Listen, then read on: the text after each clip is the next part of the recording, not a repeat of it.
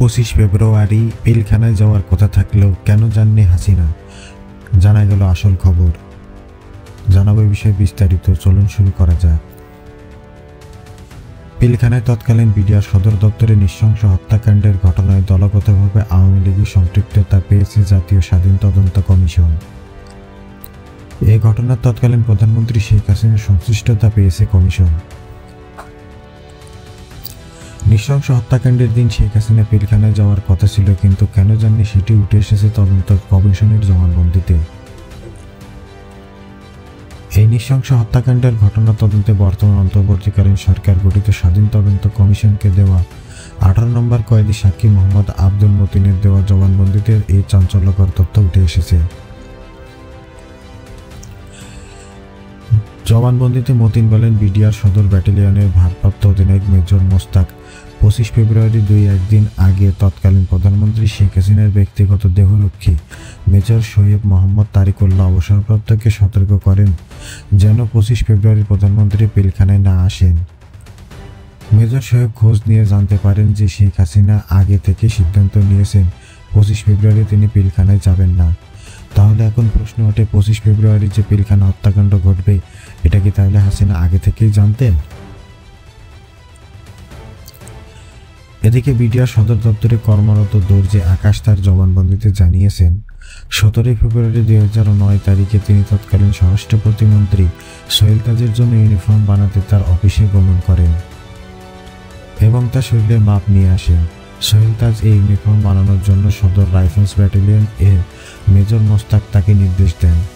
ইউনিফর্মের জন্য মাপ নিতে বিডিআর হত্যাকাণ্ড গুরুত্বপূর্ণ ভূমিকা পালনকারী ডিএডি তৌহিদ আকাশকে সোহেল তাজের অফিসে নিয়ে যান। সেখানে সোহেল তাজের শরীরের মাপ নিয়ে তার কিছুদিন পরে তিনি ইউনিফর্ম তৈরি করে সোহেল তাজের অফিসে পৌঁছে দেন। ডিএডি তৌহিদ আকাশের ভাষ্যমতে, সোহেল তাজের জন্য বানানো ইউনিফর্মে কোনো র্যাঙ্ক লাগানো হয়নি, কিন্তু ডিপ সাইন ছিল। ইউনিফর্ম পৌঁছে দেওয়ার দিন আকাশের সাথে সোহেল তাজ এর দেখা হয়নি। ডিএডি তৌহিদ আকাশ আরও জানান যে তৎকালীন স্বরাষ্ট্র প্রতিমন্ত্রী সোহেল তাজ প্যারেড দেখতে আসবেন বলে তার নিজের জন্য একটি ইউনিফর্ম বানাচ্ছেন। এমন অভূতপূর্ব ঘটনা অন্যান্য অফিসাররা জানতে পারলে তাদের মধ্যে ব্যাপক কৌতূহলের সৃষ্টি করে এবং তারা অনেকে ইউনিফর্ম দেখেন, যেমন হত্যাকাণ্ডে শহীদ কর্নেল আনিস, মেজর হুমায়ুন প্রমুখ।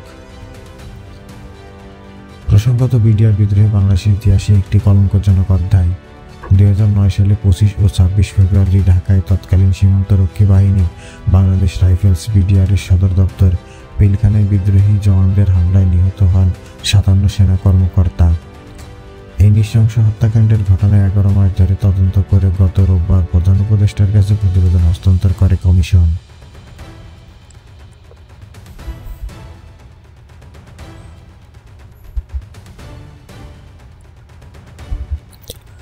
এদিকে বিডিআর হত্যাকাণ্ডে যেসব সেনা অফিসার জড়িত থাকার প্রমাণ পেয়েছে কমিশন, তারা হলো: পিলখানা নৃশংস হত্যাকাণ্ডের আগের দিন অর্থাৎ 2009 সালের 24 ফেব্রুয়ারি একটি বৈঠক অনুষ্ঠিত হয়। 2024 ফেব্রুয়ারি সন্ধ্যায় সিপাহী মঈনুদ্দিন 44 রাইফেল ব্যাটালিয়নের মাঠে এই মিটিং ডাকা হয়। সেখানে সিপাহী সেলিম ও মঈনুদ্দিন সহ আরও 10 থেকে 12 জন ছিল।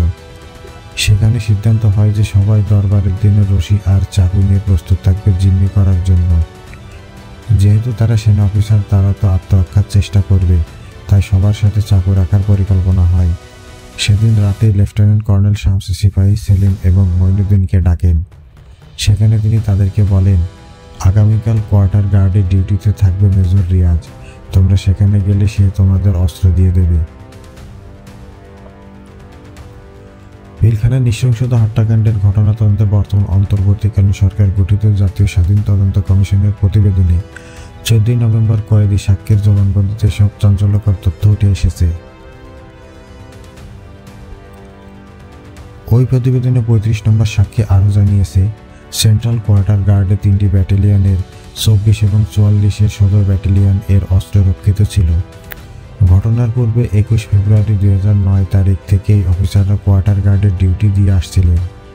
এই ডিউটি দেওয়ার বিষয়ে মেজর রিয়াজ জিওসিআই মেজর মাহমুদকে জিজ্ঞাসা করলে মেজর রিয়াজকে তিনি জানান যে উড়ো চিঠি আছে তাই বাড়তি সতর্কতা অবলম্বন করা হচ্ছে। এর বেশি কিছু তিনি আর জানাননি।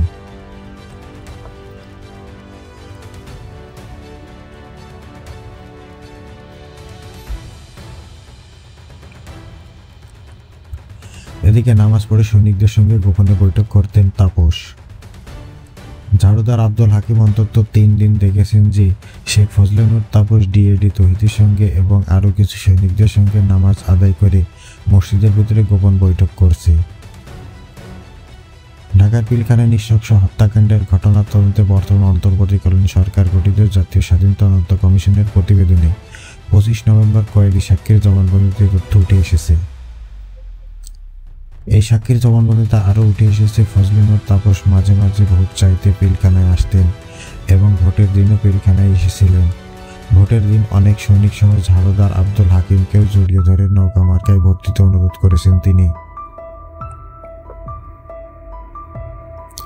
এদিকে পিলখানায় তৎকালীন বিডিআর সদর দপ্তর নৃশংসতা হত্যাকাণ্ডের ঘটনায় দলগতভাবে আওয়ামী লীগের সম্পৃক্ততা পেয়েছে জাতীয় স্বাধীন তদন্ত কমিশন। তারা বলছে এই ঘটনায় মূল সমন্বয়কারী ছিলেন তৎকালীন সংসদ সদস্য শেখ ফজলে নূর তাপস। পুরো ঘটনাটি সংঘটিত করার ক্ষেত্রে তৎকালীন প্রধানমন্ত্রী শেখ হাসিনার গ্রিন সিগন্যাল ছিল। এছাড়া এই ঘটনার ভারতীয় সম্পৃক্ততা পেয়েছে কমিশন।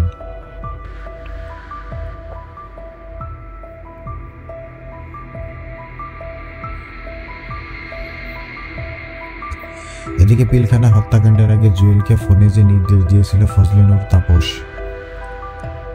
সীমান্তরক্ষী বাহিনী বিডিআরের অর্থাৎ বর্তমান নাম বর্ডার গার্ড বাংলাদেশ বিজিবি সদর দপ্তরে নৃশংস এই হত্যাকাণ্ডের ঘটনার প্রকৃত চিত্র উঠে এসেছে জাতীয় স্বাধীন কমিশনের দেওয়া সাক্ষ্যদের জবানবন্দিতে। বিডিআর বিদ্রোহের ঘটনায় আওয়ামী লীগ জড়িত এবং মূল সমন্বয়কারী ফজলে নূর তাপস বলে প্রতিবেদনে জমা দিয়েছে ওই ঘটনা তদন্তের জন্য গঠিত কমিশন।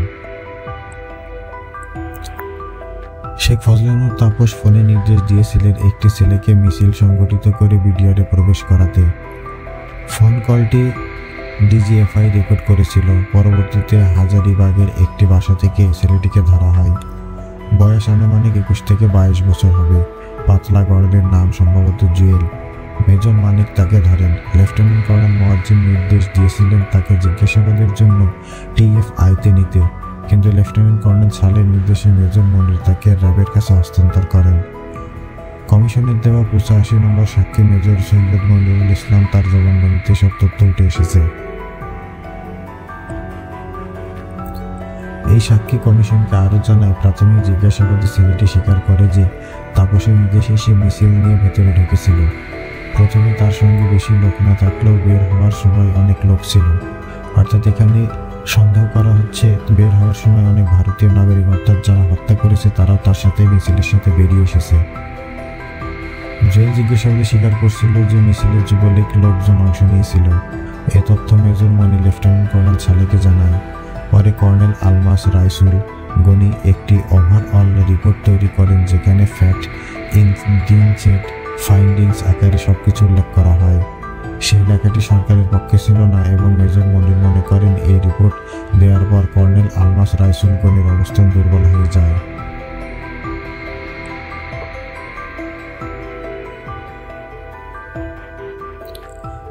এদিকে ভারতের স্বার্থ রক্ষায় পিলখানা হত্যাকাণ্ড ঘটিয়েছে শেখ হাসিনা।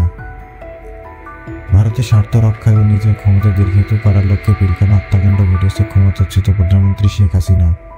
হত্যাকাণ্ডের মূল মেসেজ ছিল কোনো সেনা কর্মকর্তা যদি ভারত বিরোধী হয় তাহলে তাদের পরিণতি পিলখানার মতোই হবে। সোমবার রাজধানীর আওয়াকলাইভে বিডিআর তদন্ত কমিশনের রিপোর্ট প্রকাশের শহীদ পরিবারের মতো বিষয় শাসক সম্মেলনে এসব কথা বলেন সাবেক বিডিআর অর্থাৎ বর্তমান মহাপরিচালক মেজর জেনারেল শাকিল আহমেদের ছেলে রাকিন আহমেদ ভূঁইয়া। রাকিন আহমেদ ভূঁইয়া বলেন, শেখ হাসিনা ভারতের স্বার্থে যে নিজের ক্ষমতা দীর্ঘায়িত করার স্বার্থে এই হত্যাকাণ্ড ঘটিয়েছে। ভারত বিরোধী কোনো সেনা কর্মকর্তা হলে তাকে পিলখানা হত্যাকাণ্ডের মতো ঘটনার শিকার হতে হবে, এটাই মেসেজ ছিল এই হত্যাকাণ্ডের। তিনি আরও বলেন, এই হত্যাকাণ্ডের বিচার হতেই হবে, আমরা ছাড়ব না। রিপোর্টে যাদের নাম এসেছে তাদের বিরুদ্ধে এখনই ব্যবস্থা নেওয়া শুরু করতে হবে সরকারকে। মীর জাফরদের বিচার করতে হবে, না হলে আরও একটা পিলখানা হত্যাকাণ্ড ঘটতে পারে।